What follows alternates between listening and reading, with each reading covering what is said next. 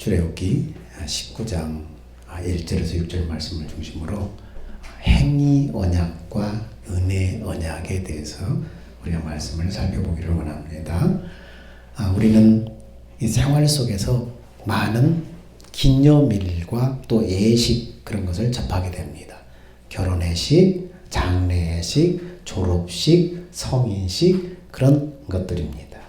근데 예식이라는 것은 어떤 결정이나 또는 사건을 공적으로 선언하고 공동체로부터 인정받는다는 의미가 강합니다. 가령 성인식을 해야만 성인이 되는 것은 아니지만은 이 예식은 다른 사람들에게 성인이 되었음을 축하받고 스스로 성인으로서의 책임을 다시 한번 되새기는 그런 기회가 되는 것입니다. 이스라엘 백성들이 시내산에서 하나님과 맺은 언약도 그럽니다. 그들은 이미 애굽에서 구원받은 하나님의 백성이었습니다. 그러나 시내산 언약이라는 예식을 통해서 하나님과 이스라엘의 관계가 견고하게 선언이 된 것입니다. 오늘 이스라엘 백성들이 느비딤을 거쳐서 시내 광야에 도착한 것은 출애굽한 지 얼마 시간이 걸렸습니까? 약 3개월이 되던 해. 19장 1절에 보니까 이스라엘 자손이 애굽 땅을 떠난 지 3개월이 되던 날 그들이 시내 광야에 이르니라. 애굽을 떠난 지 3개월째 되는 날. 이스라엘 백성들이 애굽을 떠난 지 3개월이 지났을 때 시내산 앞에 도달했다는 거예요. 이스라엘 백성 가운데 누구도 이 여정, 이 여행길에 사전 준비나 여행 계획을 세운 사람은 없습니다. 그러므로 여기까지 그들이 3개월 동안 올 수 있었던 것은 전적으로 하나님의 은혜였어요. 모든 일에는 여러분 시간이 다 필요해요. 더욱이 중요한 일에는 충분한 시간이 더 요구됩니다. 애굽에 내린 재앙에서 하나님의 구원을 체험한 이스라엘 백성들은 이스라엘 그런 사람이라고 할지라도 광야길을 걸어가면서 하나님을 신뢰하는 시간이 필요했던 거예요. 하나님의 은혜를 경험하고 여호와 하나님을 10가지 재앙을 통해서 경험하고 홍해를 건너서 하나님의 그 은혜를 경험하고 그러면서 뭡니까? 하나님을 신뢰하는 시간. 3개월 동안 광야길을 걸어가면서 여러 사건들을 만나는데 그런 사건을 통해서 하나님은 정말로 우리가 믿을 만한 분이구나. 하나님을 신뢰하는 시간이 필요했던 거예요.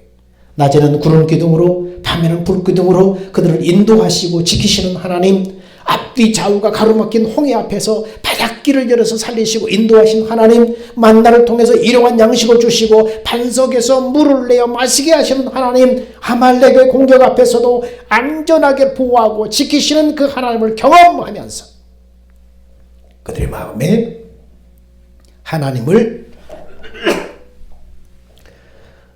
자신의 하나님으로 모시는 그런 준비가 필요했던 것입니다. 여러분,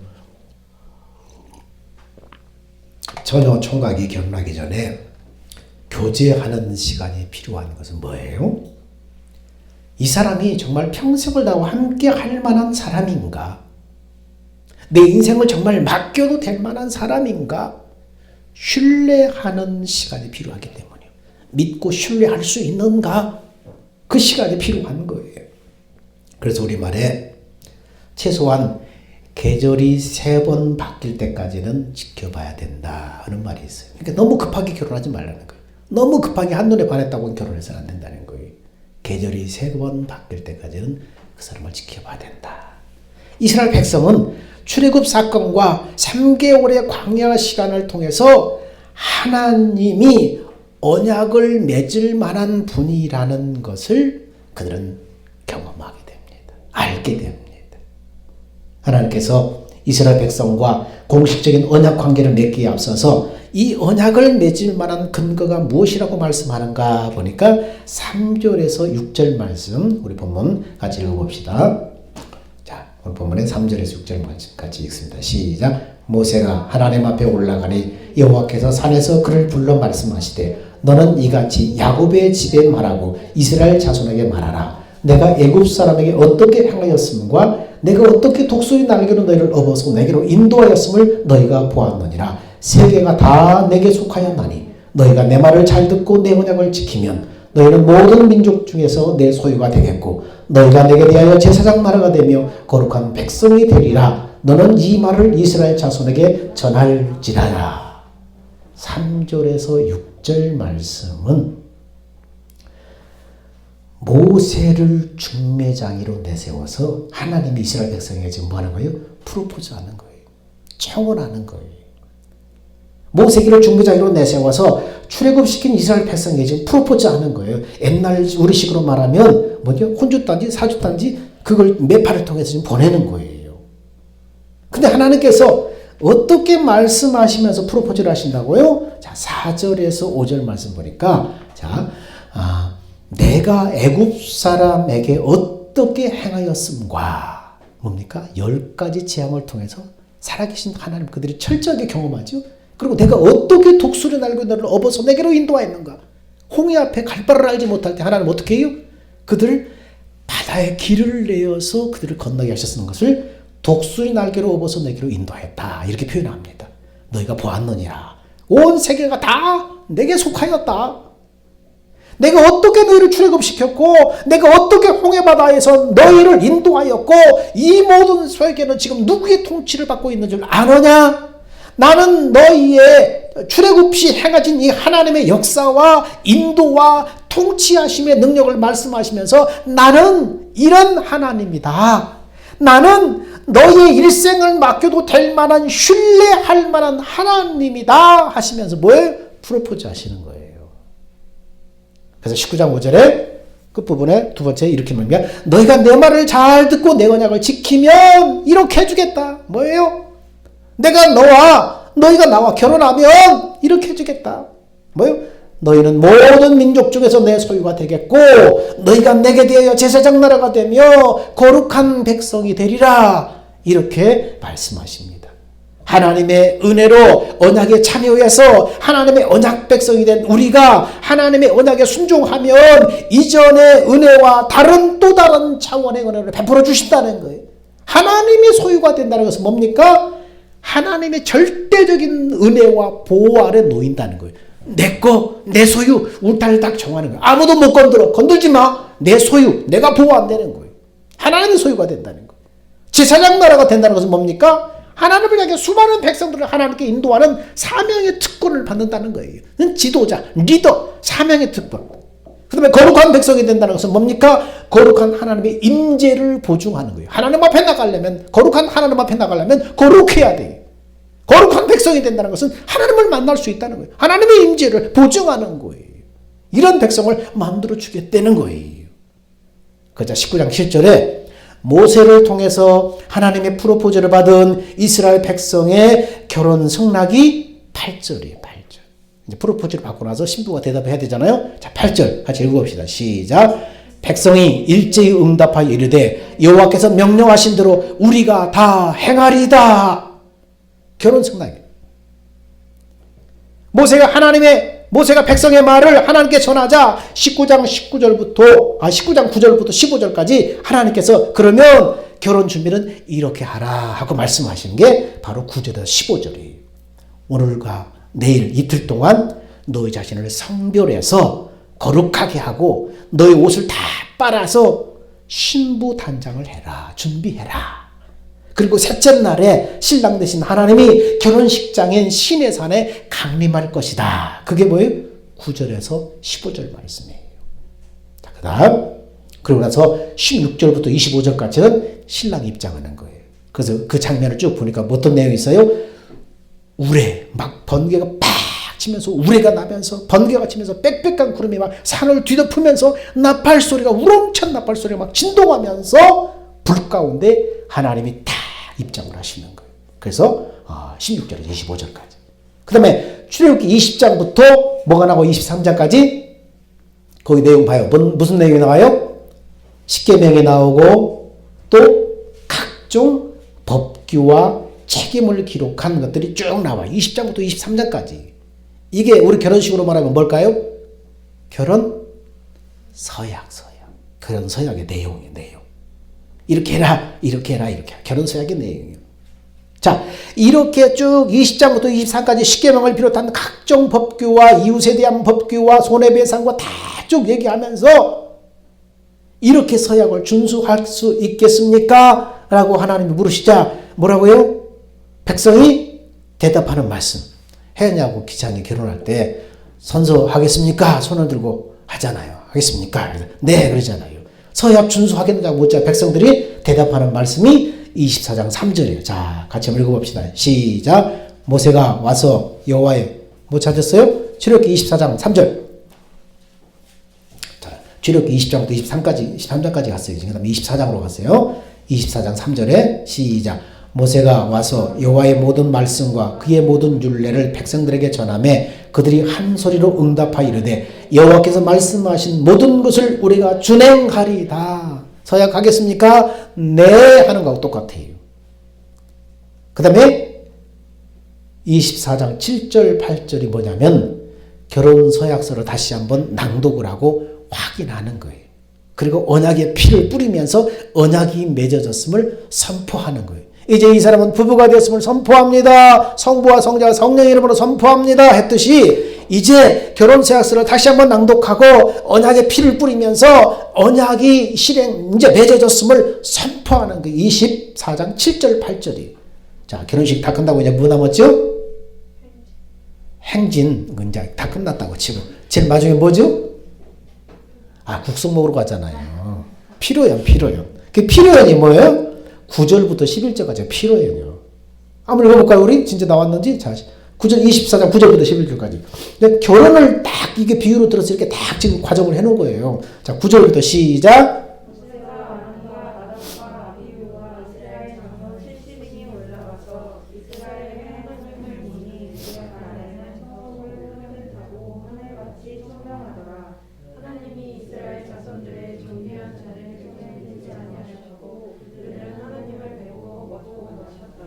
예, 이게 필요해요, 필요해요. 이렇게 해요. 출애굽은 이스라엘 백성들의 계획이 아니었어요. 그 방법이나 시기나 광야 생활에 대해서 어떤 사람도 계획을 하거나 준비한 바가 없어요. 그러므로 이 과정에서 이스라엘 백성이 베풀어진 모든 것은 하나님의 은혜였어요. 가는 길에 여정, 만나와 매출하기, 반석에서 물, 불기둥과 구둥기둥 그 무엇 하나도 이스라엘 백성들이 준비한 것은 하나도 없어요. 그러면 하나님께서 뭐 때문에 이들을 애굽의 속박에서 출애굽시켰는가? 자, 거기 나오는데 자, 출애굽기 2장 24절 한번 볼까요? 왜 하나님께서 이들을 출애굽시켰는가? 자, 출애굽기 2장 24절. 찾았죠? 시작. 하나님이 그들의 고통 소리를 들으시고 하나님이 아브라함과 이삭과 야곱에게 세운 그의 언약을 기억하사 25절. 예, 뭐 때문에 이들을 출애굽시켰는가? 아브라함과 이삭과 야곱에게 세운 그의 언약을 기억하사. 그 언약 때문에 아브라함과 세운 언약을 지키려고 하나님이 개입하셔서 그들을 출애굽시키셨다는 거예요. 하나님께서 아브라함과 어떤 언약을 세웠어요?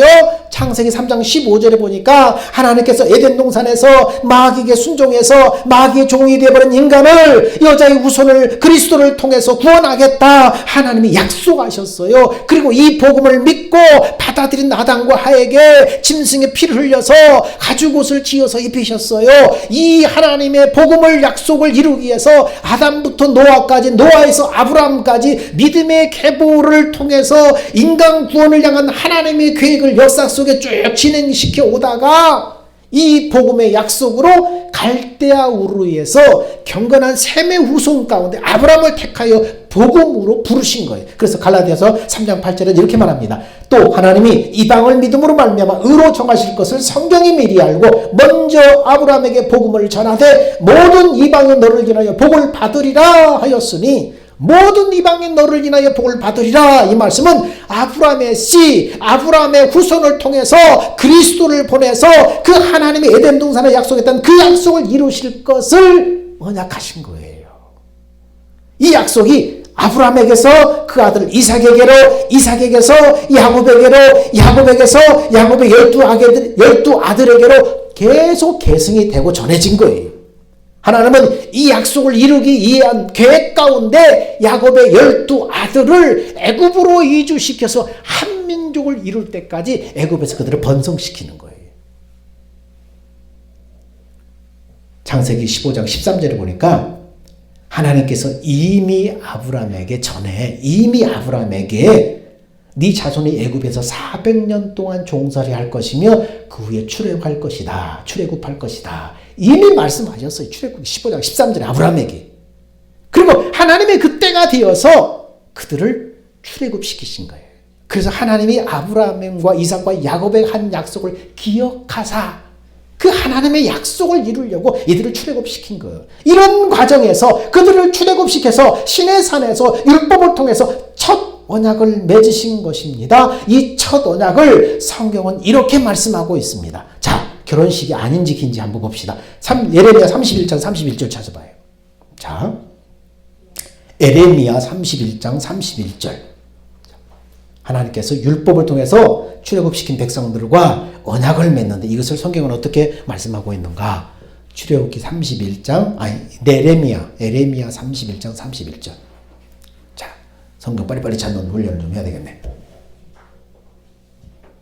창출 내면 신수사로 사망됐은 이에 없이 잠잠하사 렘의 겔단 뒷부분에 있네.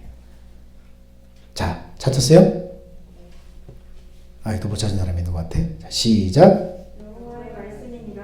보라, 날이 이르리니 이스라엘 집과 유다 집에 새 언약을 맺으리라. 자, 그 다음. 이 언약은 내가 그들의 조상들의 손을 잡고 애굽 땅에서 인도하여 내던 날에 맺은 것과 같지 아니할 것은 내가 그들의 남편이 되었어도 그들이 내 언약을 깨뜨렸습니다. 여호와의 말씀. 예.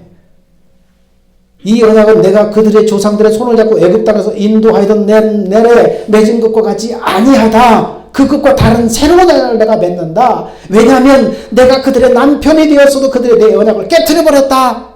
그러니까 시내산에서 하나님과 맺은 이 첫 언약은 뭐예요? 결혼식에 비유하고 있는 거예요. 하나님과 이스라엘 백성들 사이에 시내산에서 율법의 언약은 결혼에 비유하면서 그 언약을 이들이 깨트려 버렸다. 그들이 다 지키겠다고 서약을 해놓고 선서를 해놓고 우상 숭배하고 범죄해서 그 언약을 깨버렸다는 거예요. 왜 말씀이신 하나님 요한복음에 보니까 말씀이신 하나님이 바로 말씀이 인간이 되어서 이 땅에 오셨어요. 그분이 누구예요? 예수 그리스도예요. 말씀이 육신이 돼서 이 땅에 오셔서 예수님이 십자가에 죽으셨어요. 히브리서 10장 9절에 보니까 그 이유를 이렇게 말해요. 내가 하나님의 뜻을 행하러 왔나이다 하셨으니 첫째 것을 폐하시면 둘째 것을 세우려 하심이라. 이 뜻을 따라 예수 그리스도의 몸을 단번에 들으심으로 우리가 거룩함을 입었노라. 예수님이 왜 오셨다고요? 하나님의 뜻을 행하러 왔나이다. 그 뜻이 뭐냐? 첫째 것을 폐하고 둘째 것을 세우는 것입니다. 첫 것은 뭡니까? 시내산에서 결혼식에 비유하면서 세운 율법의 언약으로 세운 그 언약. 근데 이스라엘 백성이 그걸 깨버렸어요. 그래서 둘째 것은 뭡니까?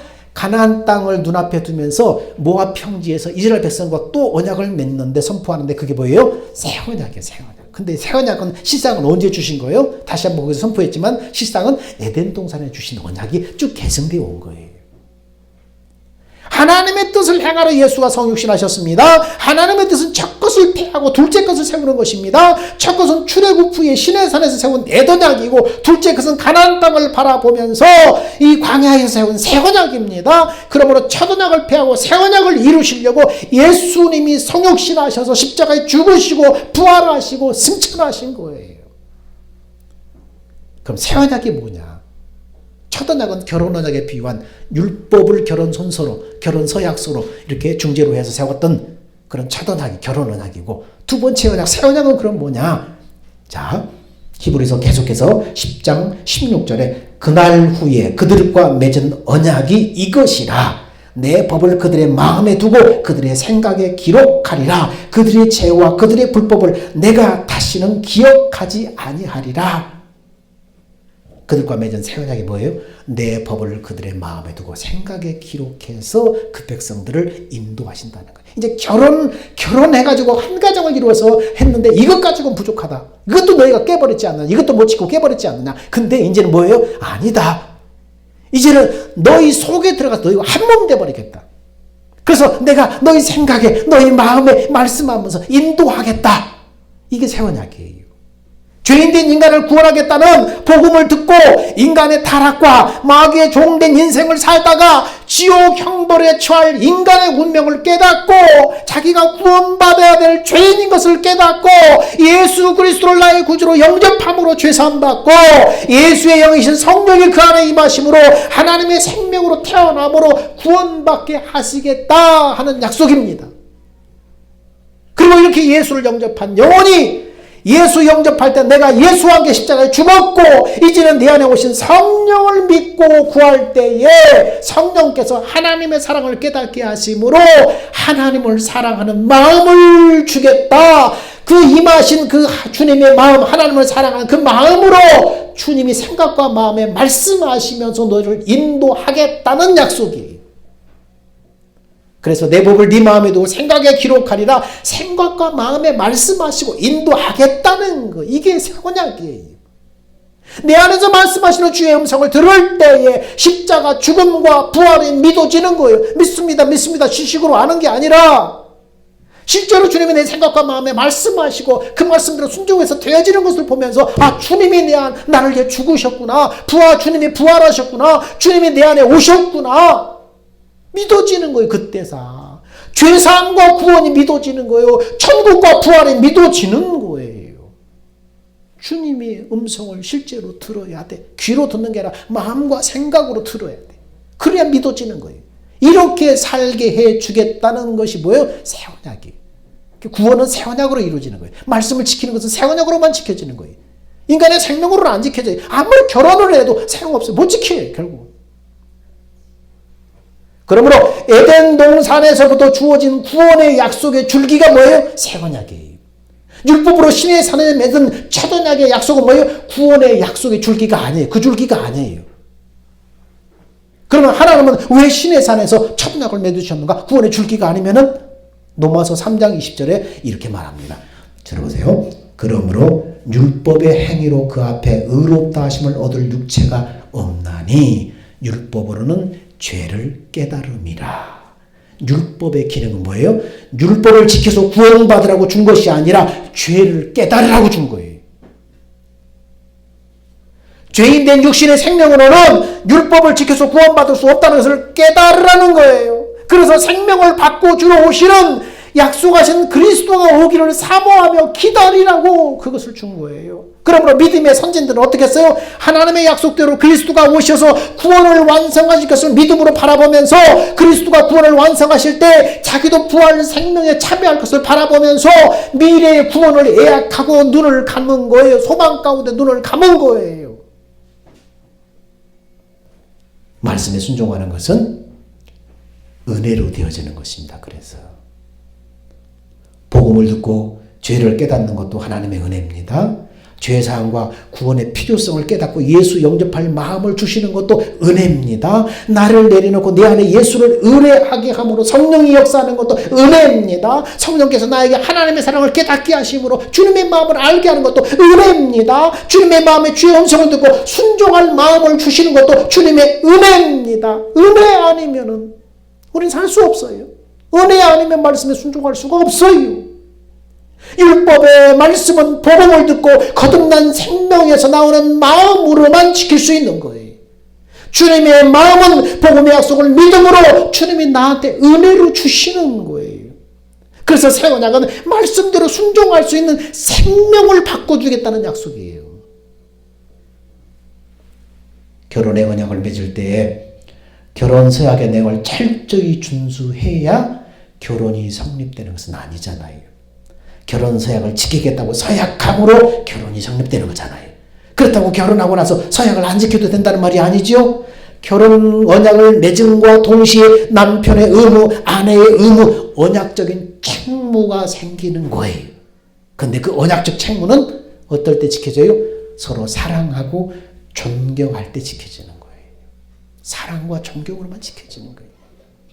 하나님의 말씀도 하나님 우리 주신 율법도 사랑하고 하나님을 경외할 때 지켜지는 거예요. 근데 우리가 사랑해야지, 경외해야지, 그게 안 돼요. 내가 죽고 내 안에 예수를 믿음으로 바라볼 때 하나님이 사랑하고 경외하는 마음을 주셔야만 그 마음으로 지킬 수 있다는 거예요. 육신의 생명에서 나오는 마음 가지고는 안 된다는 거예요. 바꿔준 마음, 거듭나서 성령이 내 안에 오셔서 나를 하나님의 생명으로 태어나게 한 그 마음에서 나오는 그 마음으로만 지킬 수 있다는 거예요. 그래서 우리는 예수 믿고 예수 영접한 사람은 뭡니까? 나에게 성령님 역사해 주셔서 하나님의 사랑을 깨닫게 해 주십시오. 기도하고 구하는 거예요. 그러면 성령이 내 안에서 하나님의 사랑을 깨닫게 하는 거예요. 찬양할 때 깨닫게 하고, 말씀 들을 때 깨닫게 하고, 기도할 때 하나님의 사랑이 뭉클 깨달아지게 하셔서 그 마음으로 다른 사람을 바라볼 때 어떻습니까? 하나님의 사랑의 눈으로 바라보게 되는 거예요. 왼수 같은 놈도 사랑하는 사람으로 보여지게 되는 거예요. 그래서 그 생명으로 사랑하고 율법을 지키게 하겠다는 거예요. 그래서 사랑은 율법의 완성이니라 그랬잖아요.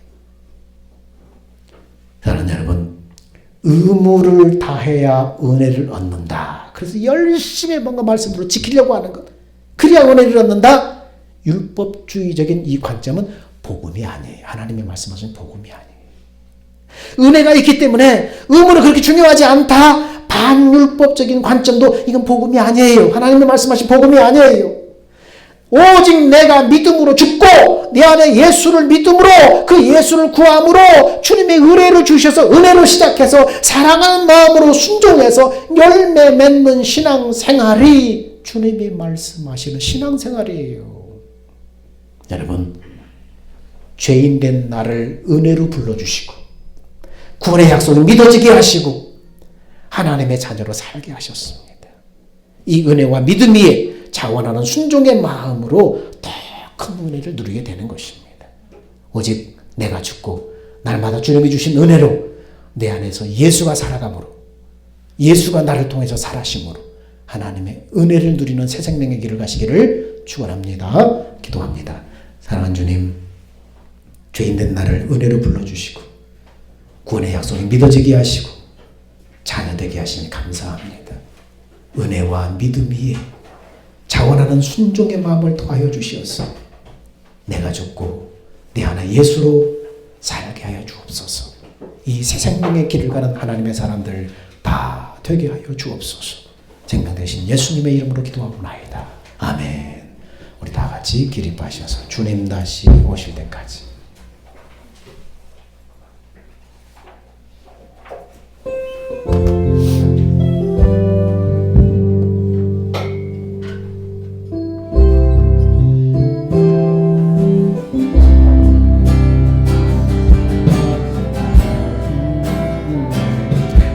나는 이 길을 가리라.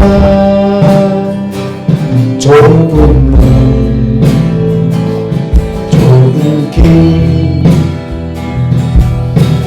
나의 십자가 지고 나의 가는 이 길 끝에서 나는 주님을 보리라. 영광의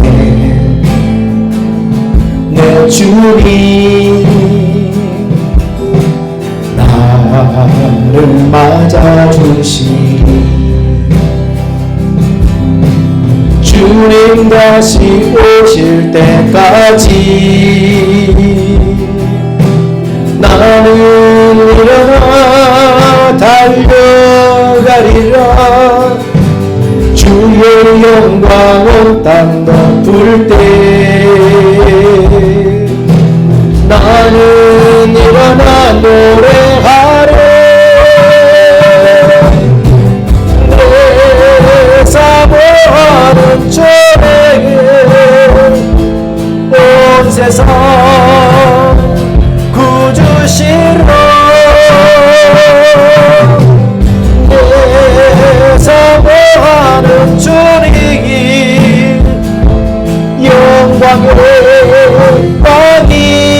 왕이시라.